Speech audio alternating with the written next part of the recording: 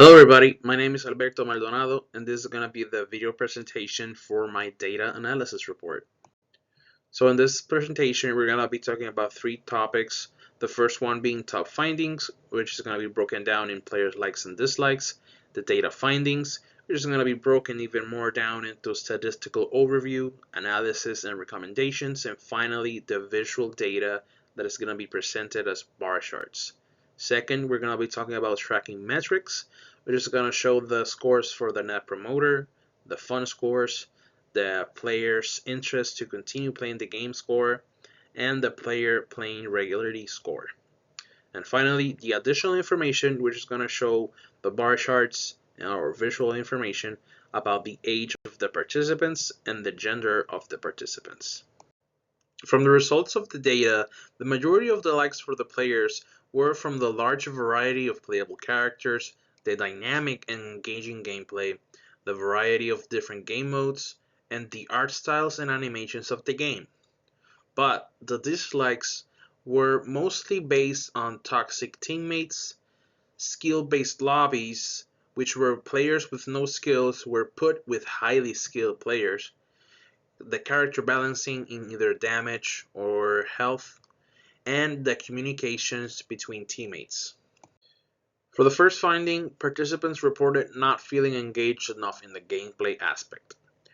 And 8% of participants neither agreed nor disagreed that the overall experience wasn't optimal or to their standards. 2% of the participants marked as disagree towards the gameplay. 67% of the majority seemed to enjoy most of the gameplay features and overall experience. The negative portion might seem small for now, but if left unattended, we could see an increase in this negative rating. For the analysis in this data, the results shown above at first glance seem positive, but there's a certain percentage of participants who felt neutral or disagreed with their overall experience with the gameplay. These might seem insignificant or isolated at first glance, but with rapid pace of the development of the game and with new iterations, these negative ratings could increase. For the recommendations, we recommend that the design team considers continuing to polish all gameplay features such as game modes, maps, and characters balancing to ensure a good overall experience.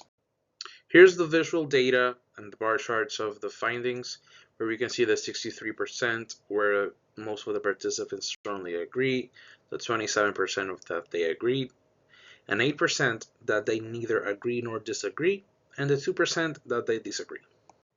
For the second finding, participants reported that they did not desire to continue playing the game up until a certain point. A 44 strongly agreed, a 35 agreed that they would be interested in continuing playing the game, a 13% neither agreed nor disagreed to continue playing the game, a 6% disagreed, and a 2% of the participants strongly disagreed that they would continue playing the game further on. From the results shown in these findings, we can see a more distributed array of results, where there is a slight increase in the negative ratings regarding the replayability of the game. As previously stated, this could become, if left unattended, a rising issue. For the analysis, in the statistics above, it is evident that there is a wider range of responses, indicating an increase in the number of participants expressing negative feelings towards the game. This increase suggests that a significant portion of the participants would not play the game in the future. These ratings may continue to rise over time, ultimately impacting the player base and decreasing the number of players interested in the game. This impact can also affect the income of revenue and profit for future updates or iterations of the game. We suggested for the design team to prioritize enhancing specific game modes, such as quick play and competitive modes, to drive continued engagement from the player base, introducing additional cosmetics, rewards, or other lootable rewards to enhance the game's replayability and incentivize prolonged game. Here's the visual data of those results, where there is a 44% that strongly agree, a 35% as agreed, the 13% that they neither agree nor disagree, a 6% with they disagree, and that 2% that they strongly disagree. For the third finding, 21% of participants felt unsure about many of the characters' damage's output. For a 25%, participants strongly agreed that all characters have acceptable damage. A 42% agreed. A 21% felt that they neither agreed nor disagreed with the player balancing, whereas a 10% of the player base disagreed that the amount of damage per character was acceptable. Lastly, a 2% of the player base strongly disagreed and expressed their own concerns with some of the playable characters as being too overpowered. As we can see from this data, there is still most of the positive feedback towards each character's damage. But there's also an alarming rate of players who felt disinterest or completely disliked the balancing between each character. This issue is very important to be fixed. If the balancing of the characters isn't polished, this could affect the player-based experience.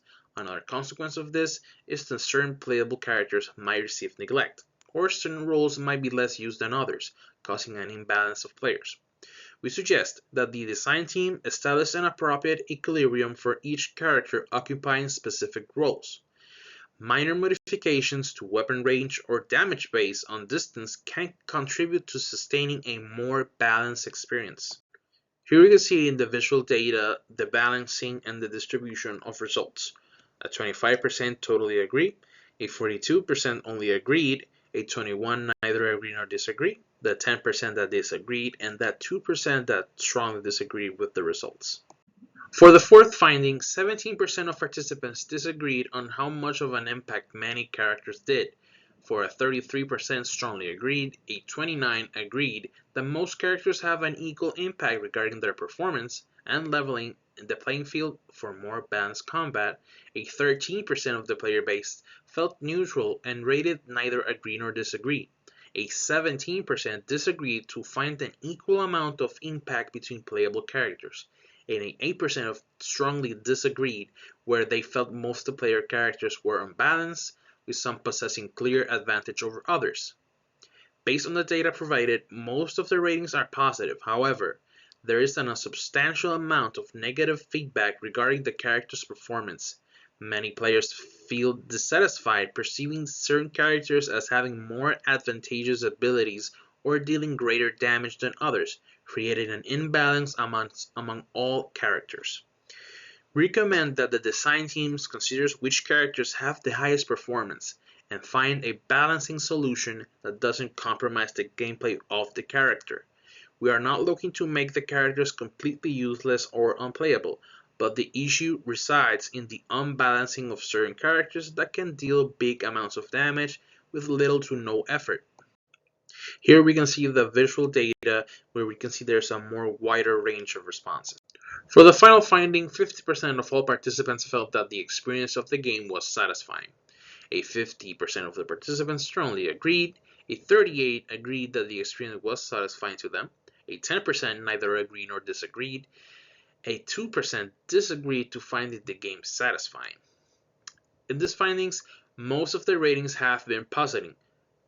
Summing all of the positive ratings are at 88%.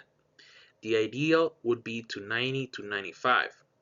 There are still a handful of players that did not seem to enjoy the overall experience, but from comments made regarding this low rating, these ratings stem from skill issues or uncertainty from the players.